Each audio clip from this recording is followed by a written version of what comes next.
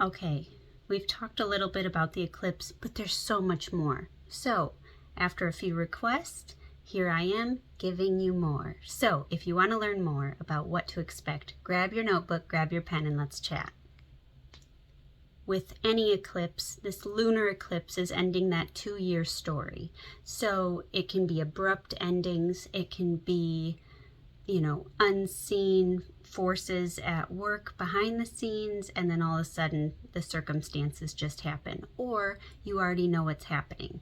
So look at Taurus in your zodiac chart. What house is it in? Because you're already seeing those themes. They're affecting you in some way. So let's say it's in your second house, it's going to be about your finances, your security, really Taurian themes accelerated. But also, if it's in your 12th house, it's about healing and releasing, letting go, the unseen, the unknown, the spiritual side, old belief systems, things like that could be really falling apart and coming to the surface and going, okay, that it's time to move on, right? So when I look at the Sabian symbol, which is 5 degrees Taurus, you always round up, so it's 6 degrees, and I'm going to read it to you because this is literally, in a nutshell, the energy. It's a cantilever bridge across a deep gorge. Okay, can you picture it? Can you see it?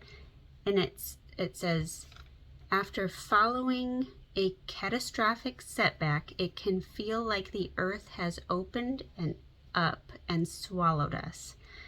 The best way to counteract the sense of separation and desolation is to engage in a challenging community project that gives substantial proof of our involvement and importance of life.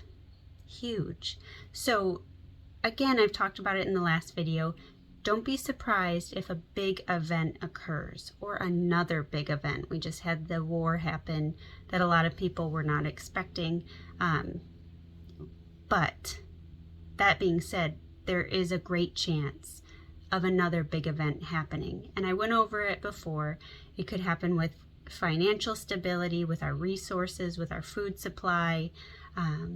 Again, it can really trigger the things that we have been seeing but finally coming to light, because a lunar eclipse is going to shine the light on what has been hidden, and it's only going to get brighter, especially after. So the 29th, 30th, 31st, into the 1st, and then the next, 2 weeks after. It can follow up to 6 months, but this event will probably occur within a very short amount of time. So now you can picture it, right?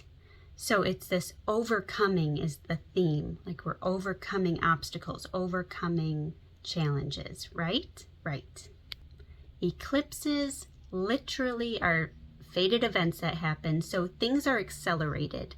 So if things were meant to end, you might be ending a job, a relationship, whatever part of life it is, an old belief system. This is where it can happen quicker or more abruptly or just out of the blue, right? All of a sudden this just happened. Well, it would have happened eventually, but this is just karmically, it's getting sped up to make it happen. And in, not even 2 years, you're going to go, I'm really glad that happened. I was really in a rut, right?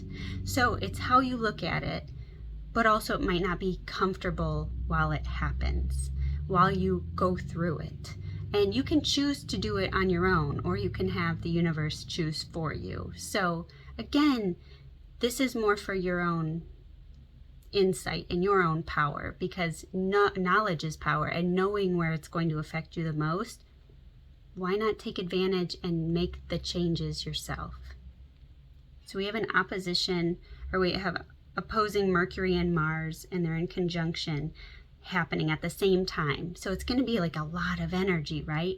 It's already a lot of energy anyways, but then we have this plus the North Node and it's like overreacting, over emotional. It's very internal. This lunar eclipse is so internal. So anxieties and worries can really be revved up, and like our own fears and just overthinking and overreacting, right? So that speeds up these events that can tend to come crashing down, right? But it's also seeing things very clearly, like, oh, that's why I feel this way. Oh my gosh, that's why they've been acting like that. Oh my gosh, my heart is calling me to do this. Does that make sense? So these themes can really get revved up this weekend. And especially, I wouldn't be surprised if it goes through Monday with just how the alignments are happening, like where you get these epiphanies or aha moments or these conversations that just get blown out of water and you're like, oh, I don't know how to fix that. Well, in time it'll work, but right now you just need things to get off your chest, and maybe you don't though, but other people might. So again, knowledge is power. Just letting you know. So Taurus rules the neck. So I want you to protect your neck, especially this weekend. So think of your throat chakra. It's how you speak, right? But also you could have like a sore throat, tonsil issues, tonsillitis, your shoulders, soreness in your shoulders, your neck. I'm trying to think if there's like, just protect it, because that's usually like in Chinese traditional medicine, you always keep your neck covered. That's why you always see my hair down, because you tend to catch more colds if your hair is up or you have shorter hair. Isn't that interesting? Yeah, so the wind is not our favorite. And right now with the fall elements and all the interesting weather we're going to be experiencing already started, but especially over this weekend, just some freak things going on. You know, it's not really, but it's just what a lunar eclipse brings. So keep your neck protected, and if you start not feeling great, it will go away, but just take, precautionary steps if you can, because it would be the first thing to be affected over this next couple days. So just keep that in your front pocket to pull out. Also, I want to bring up, there's this really great supportive sextile to Saturn, and Saturn goes direct, woohoo, on November 4th. So very, very soon, and you're already going to be feeling this around this weekend. So it's really supportive in just doing things the right way, right? Like Saturn is tried and true. You're the hard worker. You're doing things as they are meant to be. Well, you're going to be rewarded for that, right? So you might even have like the long-term vision come to you where you're like, oh, that's really what I want to do. Okay, I see it happening. I can make it happen. So things are going to get very clear this weekend, and especially moving forward. Again, we're ending a story and starting a new one.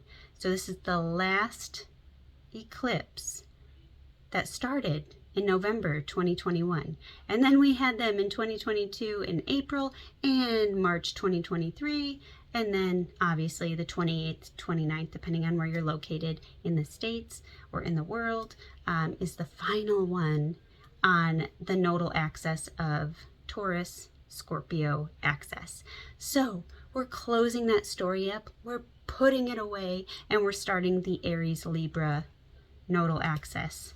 It's already started since the 14th, but it's going to be refreshing when it's done, because you basically get to start new. So all this heaviness you've been feeling, it's not going to stay that way much longer. We have around the 14th, though, the 13th, sorry, moving on into November the 13th, the new moon. It has some funk, and like that's got its own funk, but it's not in this story that's happening right now. So whatever big thing that we're overcoming, remember that 5 degrees Taurus, that Sabian symbol, we're overcoming this catastrophic setback. We're going to overcome it. We're going to close it out. We'll start new things. So I hope this brings even more clarity and you enjoyed it. And if you need any extra assistance, feel free to reach out. My information's in the description box. And I'm sending you so much love. Bye for now.